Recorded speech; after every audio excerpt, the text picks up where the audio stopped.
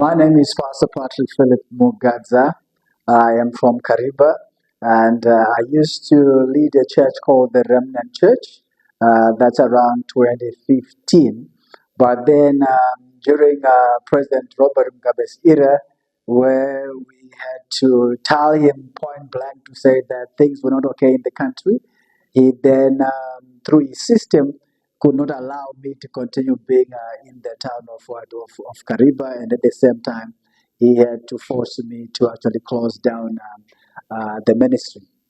So for a bit of a while now, I've been very, very quiet and silent, and I think people were really asking me lots of questions to say that, why are you quiet? And at one point, I was even told to say that you were actually at one point supporting ED. And I said, no, I never met him, that kind of a thing.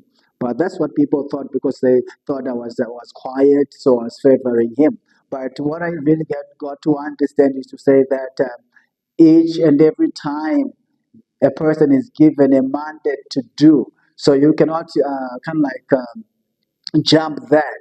It wasn't my time to be saying anything for the past 5, 6, 7 years, but now the Lord had to speak to me again about the current situation of our country to say that there is no way Zimbabwe can proceed successfully as long as there is this division in this country. There's division all over. We can see it. For example, in Zanu-PF, and even generally in the country, even in the opposition, there's division everywhere.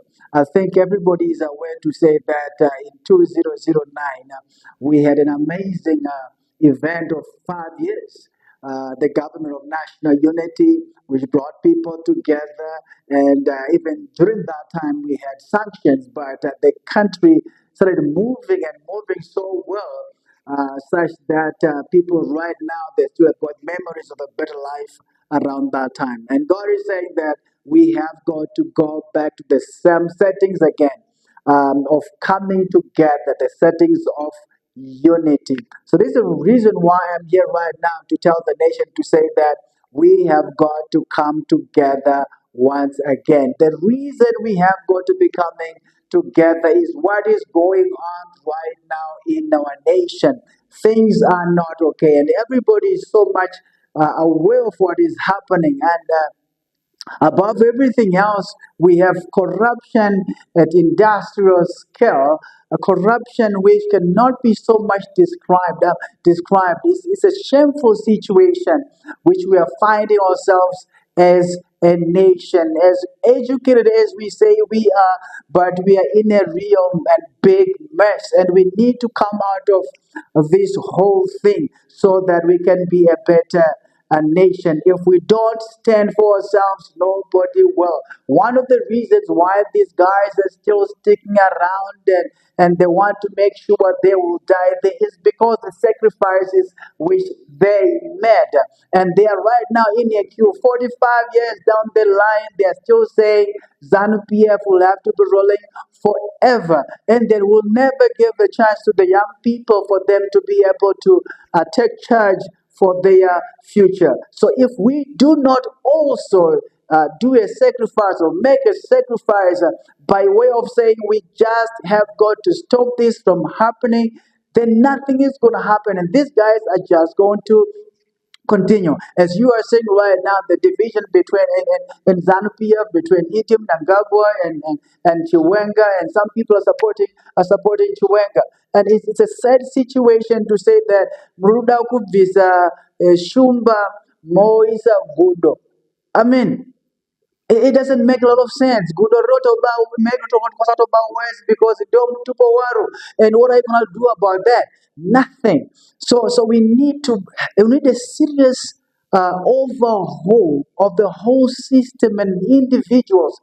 Vision 2030 is an amazing, amazing document, an amazing, amazing vision. But the problem is the host. We cannot go into 2030 with that host, with Item Nangagwa being the president. We can get into 2030 together as a nation, united together. We will go very, very far. So I'm calling upon you, Zimbabwe, to say, like never before, we need to voice our concerns and even get in the streets in a peaceful and amicable way, sending messages to say, those people who are looting the country, the people who are causing people to be suffering, let them be arrested. They've got a place. They've got a place. Let them be investigated, and if they are found to be on the wrong side of the law, let them be put in a prison. That kind of a thing. It's very, very, very important.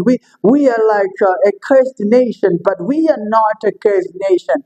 We are a blessed nation, but we need to stand up together, in a unified force and begin to say enough is just but enough. I've done something that many people might be able to understand.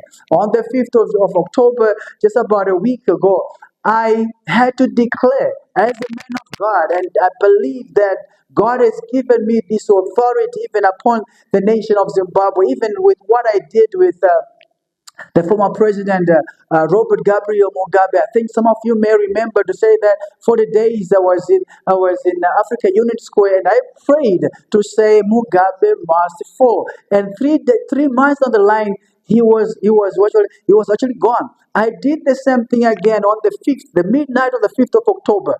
I fired Idi Mnangagwa and Chiwenga. These guys are fired. You can see them being there and you're calling them chef, that kind of a thing. But in the spiritual realm, they are no more your presidents. They are fired.